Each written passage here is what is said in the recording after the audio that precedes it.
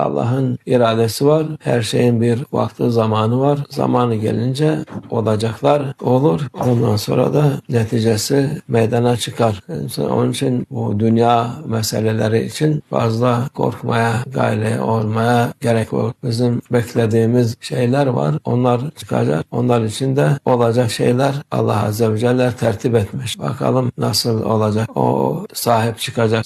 Bu dünya emrini, her şeyi halledecek olan sahip Mehdi Aleyhisselam'dır. O çıkınca bütün dünyada ilk defa kurulalı bir rahatlık olur, selamet olur, güzellik olur. O da işte Mehdi Aleyhisselam'ın emrinde olur. Artık o vakit bereket olur, huzur olur, küfür kalmaz, zulüm kalmaz, hiçbir şey kalmaz. Ondan daha mühimi bu insanların yer kavgası olup da huduttu, sınırdı, şey filan, onlar hiçbiri kalmayacak. Ne gümrük kalacak, ne vize kalacak, ne bir şey kalacak. Hepsi tertemiz olacak. Ama ondan önce işte bir sıkıntılar var. Allah alem ne zaman olacak, ne zaman vaktidir. O Allah Azze ve Celle'nin elindedir. Onun için yani bir şey oldu mu korkmaya, telaş etmeye gerek yok. Sen müminsin. Bu olacak şeyler Peygamber Efendimiz'e nübüvvet derler. Nübüvvet demek ileri olacak şeyleri söylemektir. Onlar da Peygamber sallallahu aleyhi ve sellem hepsini söylemiş. Sahabelerden, evliyalardan bize gelen bu ahir zamandır.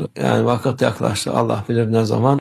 Onun için orada bir şey oldu, burada bir şey oldu diye üzülmeye gerek yok. Allah sahip zaman Mehdi Aleyhisselam'a bizi de kavuştursun inşallah. O güzel vakitleri de güzel zamana bizi de yetiştirsin inşallah.